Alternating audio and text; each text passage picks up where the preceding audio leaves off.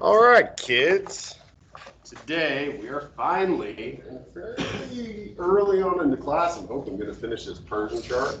Talk about the Mississippians, the Maya, the Aztec, kind of sprinkle in a little information on a few others. Today, for the first 15 minutes or so, we're going to talk about the Inca.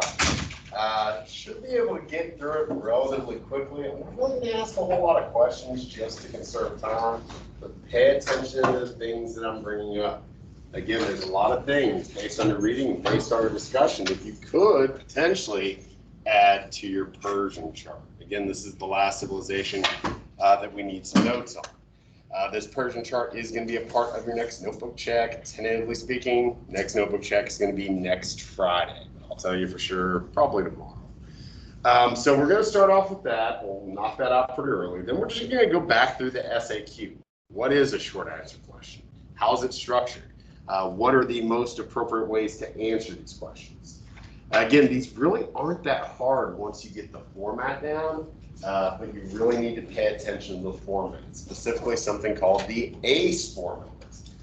In fact, we're going to add something to your notebook, and it's tiny, it's barely anything, but basically just going to explain what the ACE format is. That way, later on, when you're doing this thing, when you're doing the SAQ over this thing, you've got that to refer to. Once we kind of go through the ACE format and look at some sample questions and what some answers could potentially be, we'll see how much time we have left. If we've got enough time, you can go ahead and knock out your SAQ if you feel ready. If not, you can do it for homework. But it does need to be completed. It does need to be submitted in Canvas before midnight tonight. But honestly, I think based on what we're doing, if you've been paying attention and taking good notes, you should be fine. It shouldn't be too bad. Last thing, tomorrow, weather's still looking like it's going to be really nice tomorrow. I've got a little activity assignment thing planned that you are going to have the ability, if you choose to work with a partner. But either way, I think it's a good excuse to get outside, get some fresh air, kind of space out. That way you guys can talk if you so choose. So tomorrow we are not going to be meeting in here. Please go directly to the courtyard, to that little amphitheater area over here to the left-hand side. You get out to the courtyard, I'll be out there. You'll be able to find us. It'll be easy. So other than that, let's talk about the Inca. Take a quick look here at the PowerPoint slide, at the pictures we have. Thus far, we talked about the Mississippians. They were in North America in the modern day United States. We then moved down to the south. We looked at the Yucatan Peninsula with the Mayan city-states. We then looked at more central Mexico, in the Valley of Mexico, where the Aztec built kind of a tributary. Our final civilization was the largest empire in the Americas prior to the arrival of the Europeans. It was the Inca Empire. And you really got to understand where they were located, because that did kind of dictate how they lived their life. So for location, the west coast of South America, specifically a lot of it being high up in the Andes Mountains. Again, these people lived at high elevations. They lived in mountainous regions, which made survival pretty darn difficult. But much like the rest of the groups that we've studied, they adapted. They got good at working with their surroundings. You live in the mountains, high up, you get good at working with stone. They were expert stonemasons. Some of the walls are still standing to this day. I mean, you can't even put a knife in between them. They didn't use any mortar. They just fit things together perfectly. They learned what plants to crop at high elevation, like potatoes and quinoa and things of that nature. They also used terraces for agriculture, as we'll discuss here in a second. This particular picture kind of depicts a very, very famous historic site. Does anybody recognize it? Has anybody ever heard of this before or seen it before? Machu Picchu. I need to put Machu Picchu somewhere on there, which was kind of like the royal vacation retreat. It also had some religious significance. When the Spanish came and conquered the Inca, like they conquered just about everybody else, a lot of Inca came up here and hid out for years and years. And the Spanish never really discovered it. This mountain retreat wasn't discovered until 1911, like 400 years later, 300 some years which makes it all the more astonishing. So experts at building stone, experts at terracing, experts at building in general, experts at connecting their empire. I forget how many thousands of miles, but you see all these red lines? Those are roads. Those are stone roads high up in the mountains. Now granted, they didn't have wheels, they didn't have horses, they did have llamas, which helped a little bit. Those aren't like great beasts. But still, just the construction of roads connecting their empire, the construction of suspension bridges going across valleys. Again, pretty wondrous considering the time period they were in, and again, the limitations they had, no metal tools. But the Inca made it work. I created what was, prior to the arrival of the Europeans, the largest empire in the Americas. So to just kind of give you a little bit more depth of understanding, specifically over Machu Picchu, because there's a lot of examples of Inca adaptations and construction methods in this particular site. We're going to watch our sole video of the day. It's 3 minutes. It's another Nat Geo 101, which I don't think I actually have any more of these that we're going to watch. It's probably going to be the last one of the year, because they mainly have stuff from much older civilizations. But who knows if I come across any more? Maybe we'll check them out. I think these are pretty good, and they're short, so that's pretty awesome. So this is, thousands of feet up in the sky, high up in the mountains. And you've got this royal retreat, this very sacred spot for the Inca, for their emperor, who was seen obviously as more than just some regular guy. It's pretty miraculous. It wasn't discovered really, in modern times until 1911. So let's watch a little bit about Machu Picchu, then we'll get through the rest of the Inca.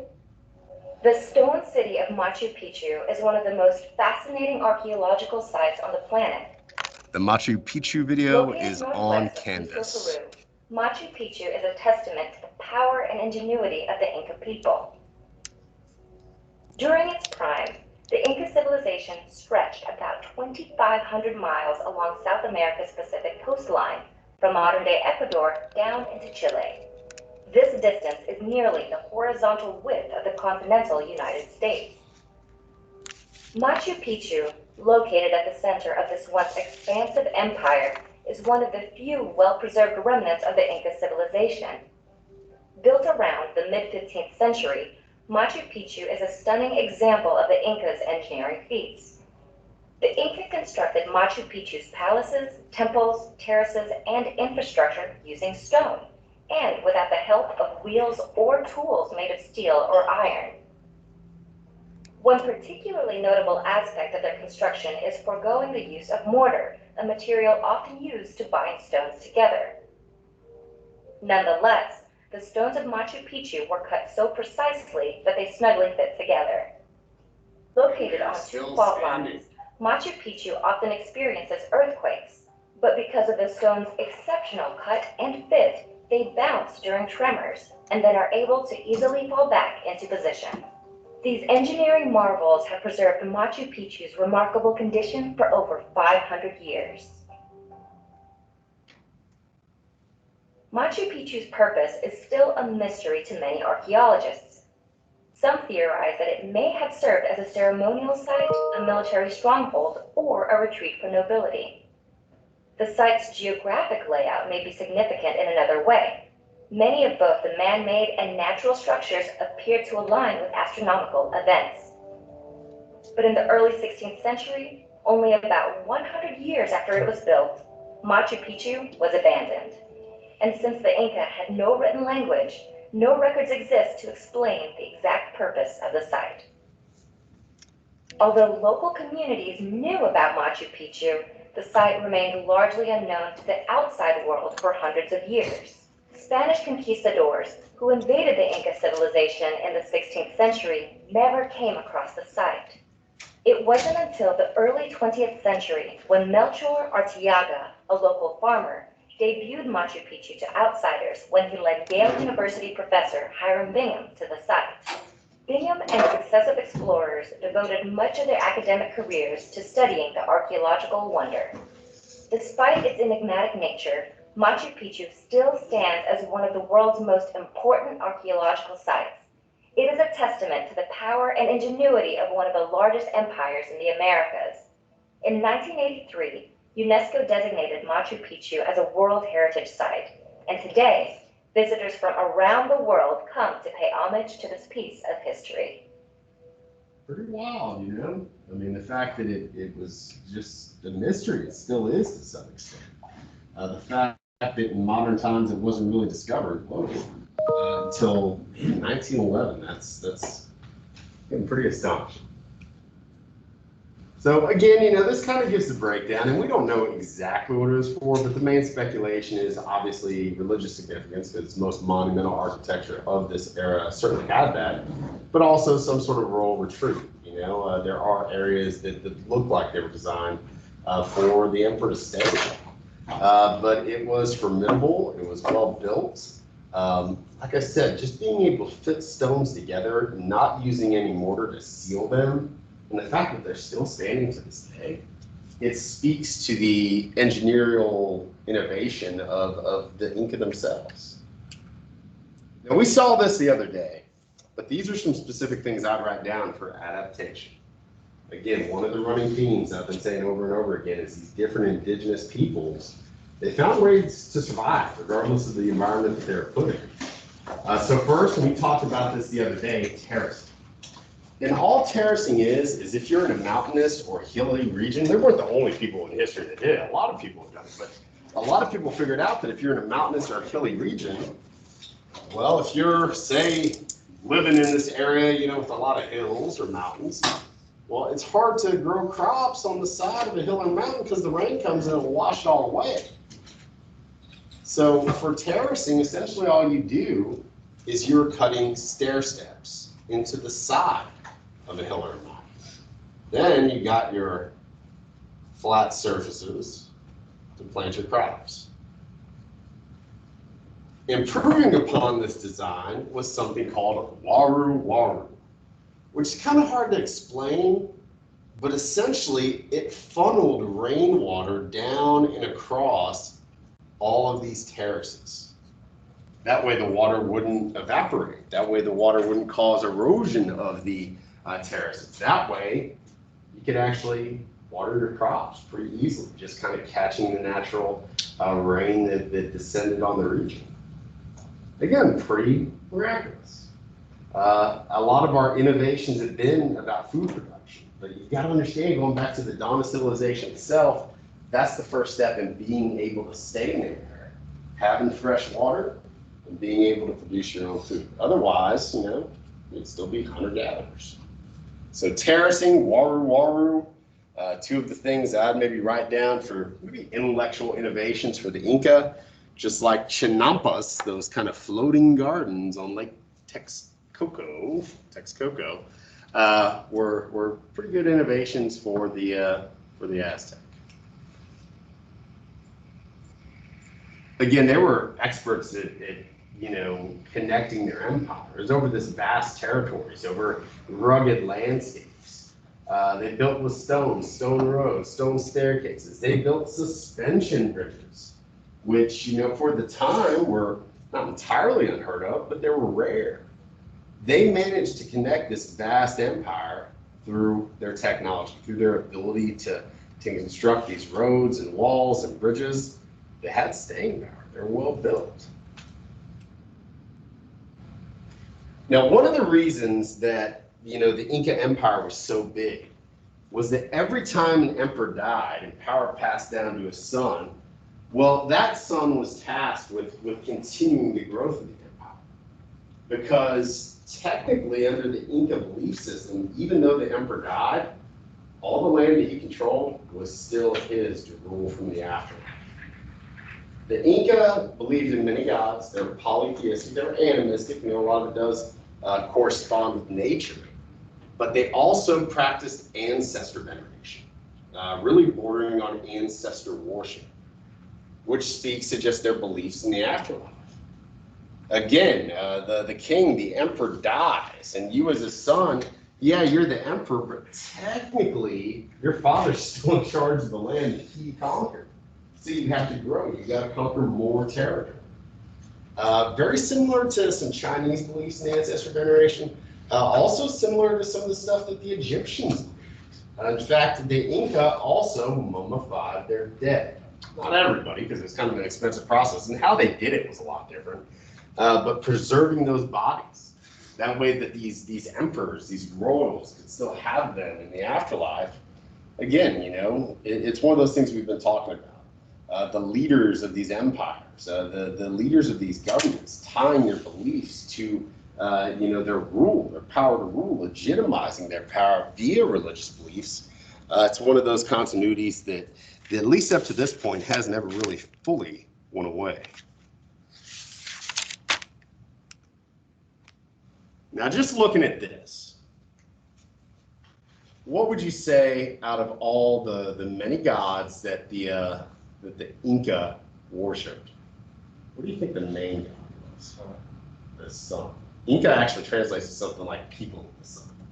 And that is yet another continuity that we see in Mesoamerica, South America, North America, really through a lot of ancient civilizations. I mean, the sun, it just kind of makes sense. It's the largest thing in the sky. It gives us warmth. People figured out, early on when the sun's out, during the spring and the summer, crops are growing.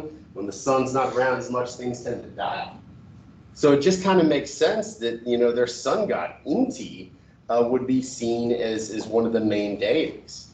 But the ruler was kind of seen as a representative of Inti. They were seen as maybe not quite a god, but very much a representative of the gods, which is something that, we just see time and time again. I know it's like beating a dead horse, but it's something to definitely remember. The Inca made a lot of stuff out of metals. I know you're saying Stone Age. Well, yeah. When we say that they were still in the Stone Age, it's not so much that they didn't have access to any metals, they just didn't really apply it to tools and weapons. Right? There was one specific metal that the Inca used a lot. Can anybody guess what it is? Gold. So the Spanish come, starting with 1492 Columbus. Later you get the Spanish invasion, taking out the Aztecs in the early 1500s. About 15, 20 years later, the Spanish start hearing about this empire, the largest empire in the Americas, further to the south in South America. And it's an empire just notorious for having a whole bunch of gold. And that's why they went there. They had this reputation of having this immense wealth. And anytime that you have immense wealth and there's conquering armies coming through, you're going to have a target. And even though we'll get into specifically the conquest of the Aztec and the Inca a little bit later, guys, they fall for the same reasons, essentially. The fact that the Spanish had better technology, they had horses, they brought diseases such as smallpox that the native population had no natural immunity to. Not so much native allies in this case, but still, when you're faced with those sort of circumstances, it just kind of makes sense why these huge empires will fall. Now, one interesting thing, and believe it or not, a lot of the indigenous American civilizations, especially what is now Latin America, would fall in this category. The Inca, with all their success, with this huge empire that they divided up into provinces and administered fairly well, they never developed a system of writing. Just imagine how difficult it would be to develop and manage a civilization without ever writing anything down. It's one of the reasons they're somewhat mysterious. But they did have a record of, or a method, I should say, of record keeping. And this is a weird one. It's not written up there, so we're right up here. And it's something that had been used in the Andes before, like that Chauvin that we barely touched on at the beginning of the year. This is one thing I said about them. They had a system known as Quipu. I'm also going to write another word up here, Mita. Those are both going to be really important. So Quipu, well, not ready for that. Quipu essentially was a system of knotted chords. All right, knotted chords, different colored chords sometimes, and in particular sequences. And this system could help the Inca, recall records, of how many crops they have in storehouses and things like that. They could also serve as a memory aid device to get them to recall information to pass down orally. Exactly how this works, I have no idea. It's really crazy. But they were able to communicate via this. They were able to keep some records. They were able to send messages via, the use of keeping. In the Inca Empire, just think about how crazy this would be because they didn't have horses. They had llamas, but it's hard to ride a llama. If they had a message they needed to get from one end of the empire to the other, they would send a runner. And a runner would run countless amount of miles until he got to like a way station where he would pass on the message and another runner would run. And even though it's very antiquated, guys literally sprinting from point A to point B and passing messages along, it worked. And it kind of speaks to another thing, empires do things, they have to do things, especially very large ones, to facilitate trade and travel.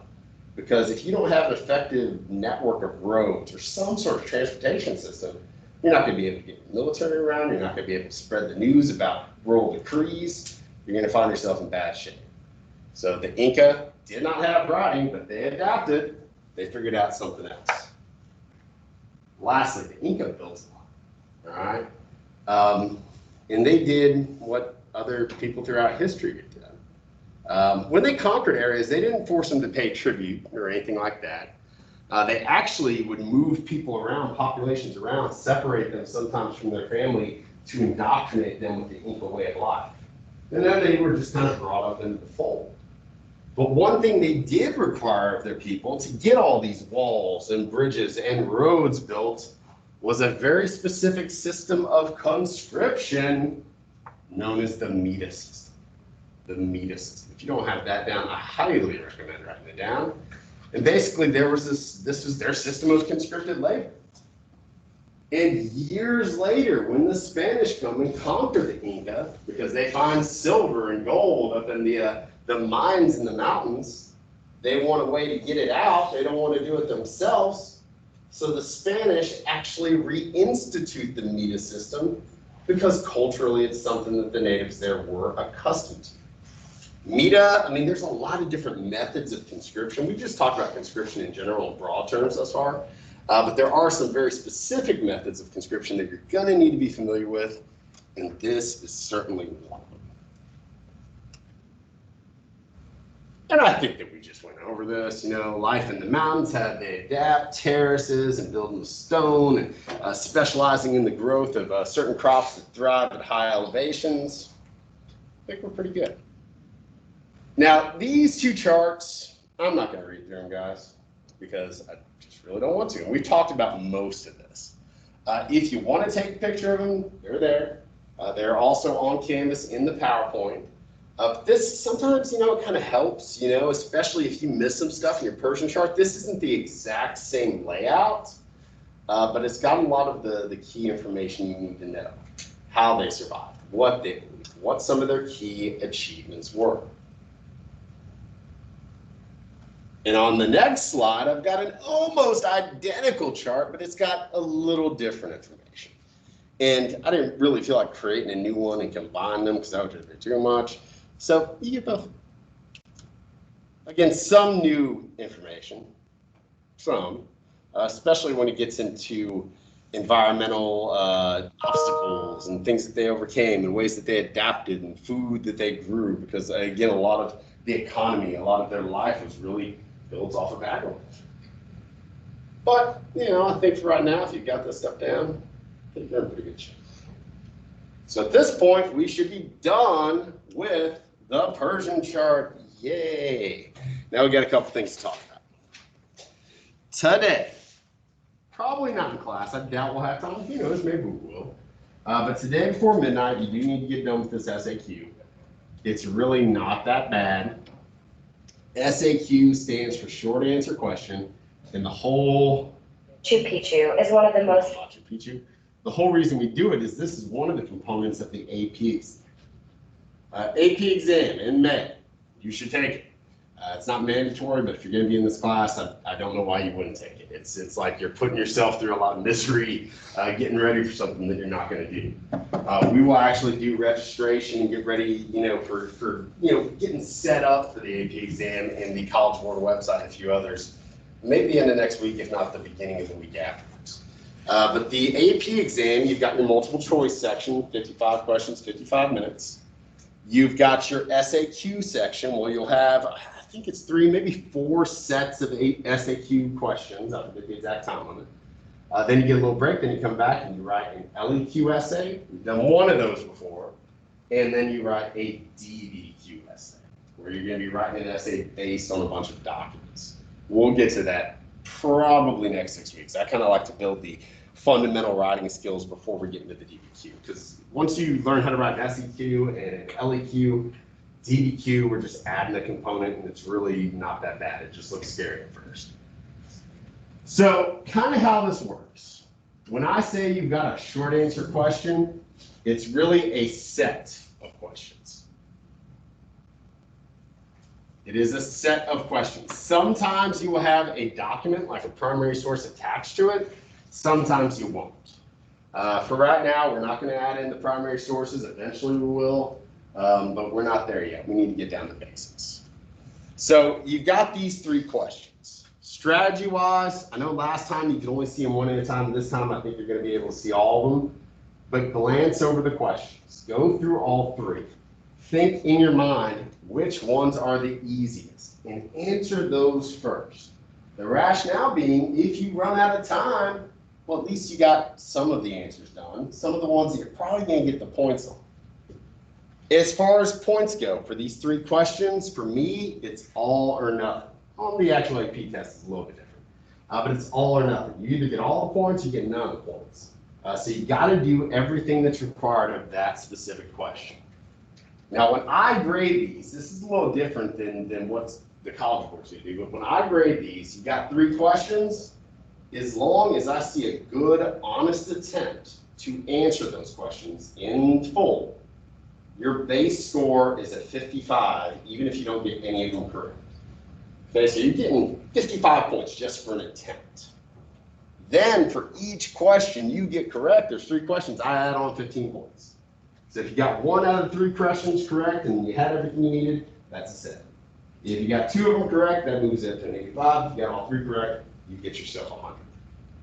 The first one I graded very leniently because I realized we were all online. This one I'm going to be a little bit strict. But again, if you do what I'm asking you to, it ain't that bad. Each one of these 3 questions, you're looking at about 3 to 4 sentences. On the actual AP exam, you've got a space limit. Okay, so really going over like a paragraph, you're going to end up running out of time. You're going to end up running out of space on that set of questions. They only give you like 1 sheet of paper per set. So you need to get into the habit of, maybe 3, maybe 4 sentences. I wouldn't go over that. I'd say 5 at an absolute max. When you answer these questions, they're all pretty much formatted the same. This one says briefly explained. I'll tell you, most of the ones that you will see all start off with identify and explain, blah, blah, blah. Identify, that's just kind of answering. Oh, well, it's this. Well, that's great, but you didn't do everything that they asked you. The explain part is very, very important. That's where you explain what all this stuff means. And the good news is, most of these questions, you start off with just a straight up answer. A term, a name, a person, a place, a piece of technology, a concept. All this crazy academic vocabulary I've been kind of stressing, that's why. That's how you answer these questions. They want something specific for you to build your question around, your answer around. So in the 3-sentence ACE format, well, the first sentence is just answering the question. Hey, it's this. It's this. Doesn't need to be a long sentence. You can kind of even answer, your first sentence with a piece that the prompt will explain here in a second, but it's straight up answering. So if we were talking about Rome, who ended the Roman Republic? Identify and explain who ended the Roman Republic. Julius Caesar ended the Roman Republic. Boom. That's your answer. But that is not enough to get the points, because you got to assume I don't know who Julius Caesar was. That's when the next sentence comes in. You clarify. Julius Caesar was a famous general and consul of Rome who took over as dictator. Boom, you've clarified. Now I know who Julius Caesar was. You've identified, you've kind of explained, but we need a little bit more. So then you kind of tell me, where it goes from there. Julius Caesar, during his time as dictator, was enormously popular, but senators murdered him on the Senate floor. There was a civil war. interim never returns to being a true representative of government. Boom, you identified, you explained by using the ACE formula. That's all it is, guys. So what I need you to do in your notebook, this part right here, these three things, and you can put it in your own words, but I need you somewhere, and you might want to put today's date to make it easy to find. Tell me what ACE means, because that's what I want you to do. That's the flow I want you to answer your questions in. Similar to the FRQs if you were in human geography, but this is a little bit different. But they're not super long, but this is the flow. Answer, clarify, expand. And for me, the expansion, that's kind of the gravy. That's where you put in all the extra details you have, all the other things that are going to make this a more fully formed answer. So answer, clarify, expand. If you even just have that in there, I would be happy. And that is going to be one of the last things that you're going to need for this notebook check. I think we might put one more thing in next week, but I'm going to try to kind of wrap up this notebook check early. That way you've got plenty of time if you miss some time to get that stuff in there before next Friday. So I'll probably cut it off, I don't know, maybe after Monday. Then anything else we do that week would probably be on the next notebook check. But right now we got 5 things in there. Actually not bad. Round number 20.6, that's not too bad. So this one actually should be pretty easy, especially if you cut it off there, which I think we might. So answer, clarify, expand. Directly answer the question by identifying your claim. Clarify, briefly define, describe your claim, and then expand. Connect your claim through historical context. And guys online, I forgot to put this on the screen, but it is in Canvas. The next thing though will be on the screen.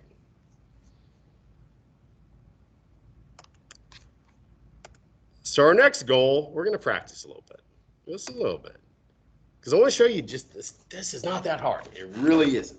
You just got to remember that ACE format. You just got to be, really the main thing is be specific. If you're overly vague, you're not getting the points.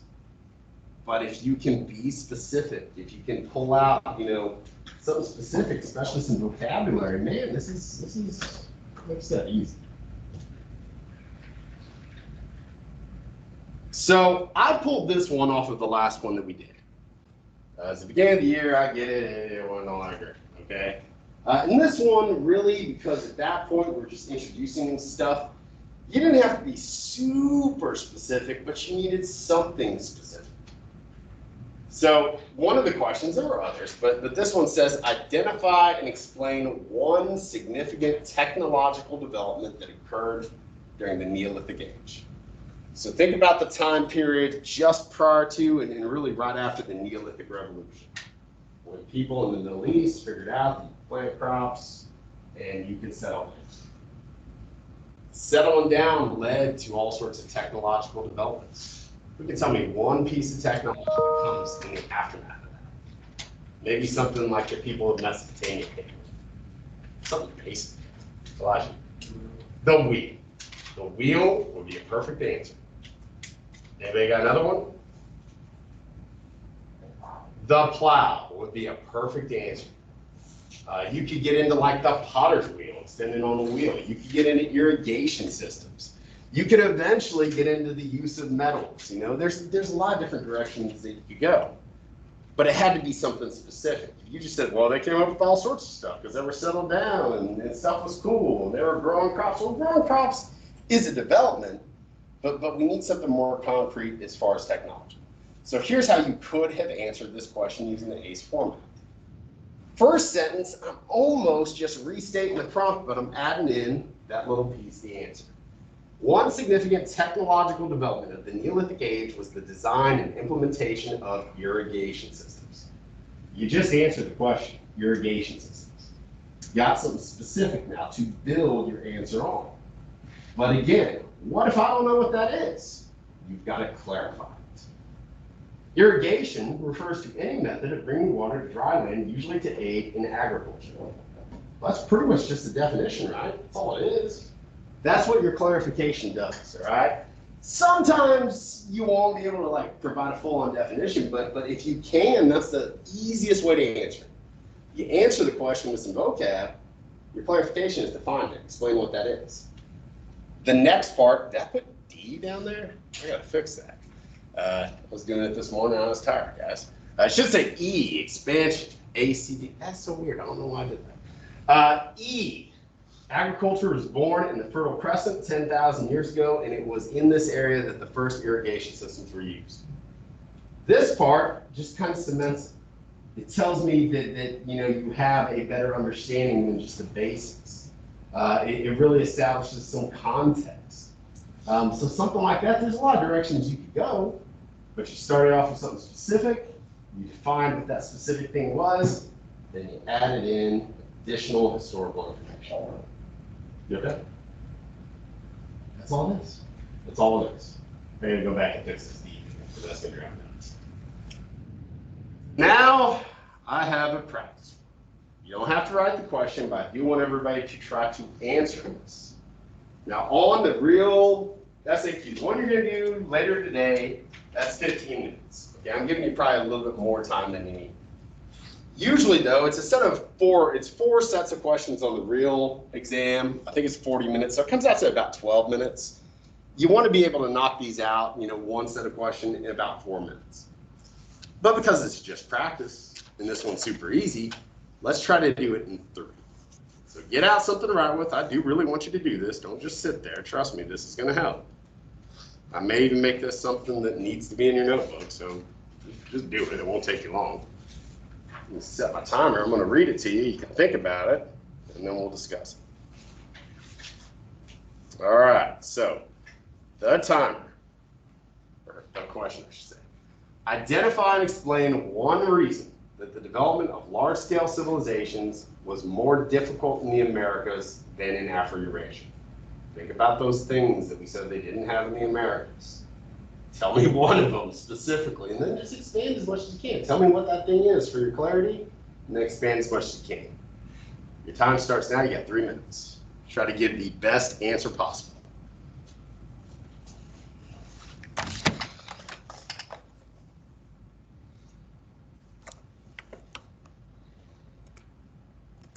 I'm going to put it back. I just got to fix this weird D thing. That's so crazy. Sure I didn't do it anywhere else. Okay.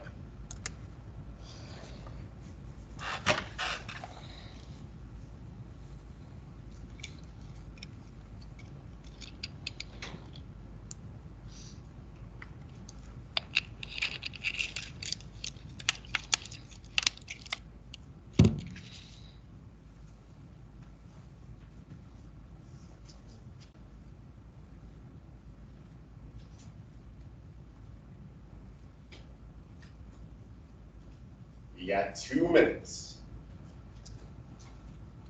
Again, the more detail you can add, the better, but try to keep it to 3-4 sentences max.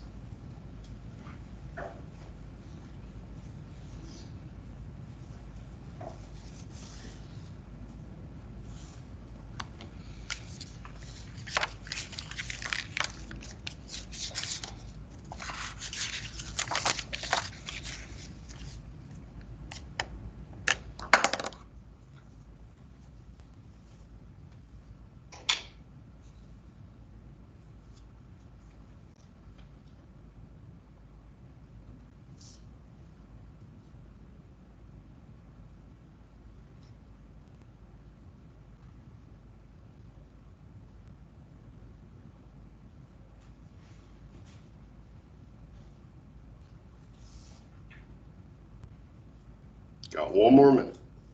Whenever you're done, just put your writing utensils down. Oh, and also remember on these, spelling and grammar does not matter as long as I can tell what you're trying to say.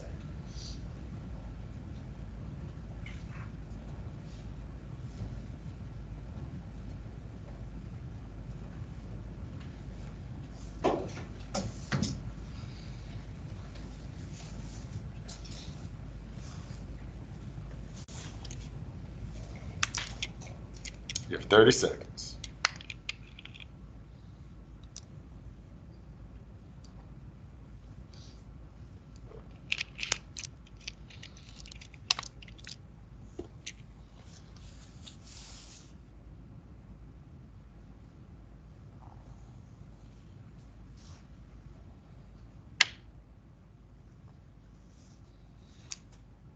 And your time is up. Stop. Okay.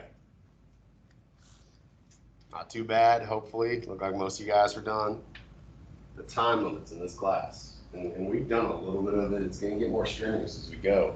It's just something you got to think about.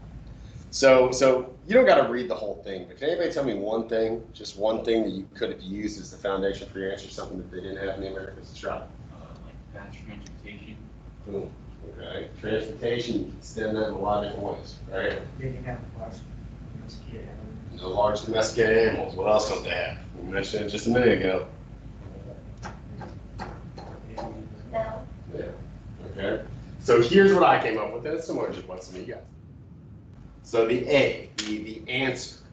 And again, when we do thesis statements, when we do these, you don't want to just rip off the prompt altogether. You can borrow those some language as long as you add some new information. So for this one, the answer kind of made sense to use some of the same stuff. One reason that pre-Columbian indigenous Americans had more difficulty developing large-scale civilization was the lack of large domesticated animals. Boom. Question's answered. You gotta assume I know nothing. I don't know what a large domesticated animal is. So you gotta clarify. The Americans had no significant beasts of burden, such as the horse, that could aid in trade and transportation. That might be enough to get to the point. But you always want to add something else. And also, guys, in your writing here, and this is weird, and I didn't clarify this earlier on. Generally speaking, SAQs, essays, we look past your mistakes. I'm looking for the good stuff. If you've got some stuff in there that's wrong, I can ignore that if there's enough that's right. And I know that's weird, but the whole idea is the same deal with spelling and grammar. On the real AP test, you're in a time crunch, and we just want to see what you know. So write it the best you can, but if you're fairly certain something's accurate, go and throw it in there. It's not going to hurt. E, expansion. When coupled with the lack of wheel technology, again, you only had to do one, but that's adding a little extra. Indigenous peoples such as the Maya of the Yucatan Peninsula generally lack the ability to engage in long-distance trade and large-scale agriculture. And with that, you just ace the question. Again, yours didn't have to look exactly like that, but that's the format. That's the structure. So really, before you do this thing, we're not going to try to do it today. Well, you guys may do it later today, but we're not going to try to do it in classes. We've only got like 7 minutes left. When you do this, prior to doing it, look over your notes. Look over all that vocab that I've been just saying over and over again. I'm telling you, you're going to be able to use some of that to really kind of serve as the foundation of your answers. You're going to have 15 minutes. So instead of 3 minutes for a question like this, you'll have 5 minutes apiece. Also, I think last time what screwed a couple people up, I think I had it set to where you could only see one question at a time and then you had to advance. The way I have it set up now, hopefully, is that you will see all the questions at once, and then you can kind of decide which one you answer first, second, and third. Again, you should strategize. Answer the ones you know the most about earlier. Use your notes if you need them, but if you really want to test yourself, try not to use them as much as possible. But definitely don't rely on your notes, because if you're having to, feverishly look up each answer, you're probably going to get done for. Don't do that. Any questions about the SAQ, the ACE form, the INCA, whatever? You guys feel pretty good about it? Tonight before midnight. You want to do it at lunch? Do it at lunch. You got time in another class? Knock it out. It's all good. It's up there. It should be accessible right now. But I wouldn't started just yet because we only got 6 minutes and you get a full 15 minutes to take advantage. If it gives you problems, if something's going on, shoot me an email. We'll figure it out. Tomorrow, we're going to have a short assignment that's designed to do with a partner. If you want to go it alone, that's fine.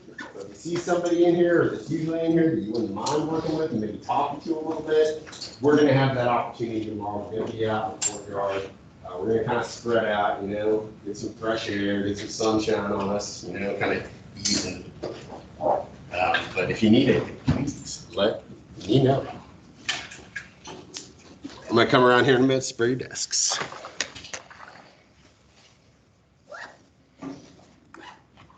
William, Angel, you guys got any questions? No. All right. Get this done before midnight. If you have any problems, please let me know. I'm about to sign off. All right. Thank you. All right. Y'all have a great day. You too.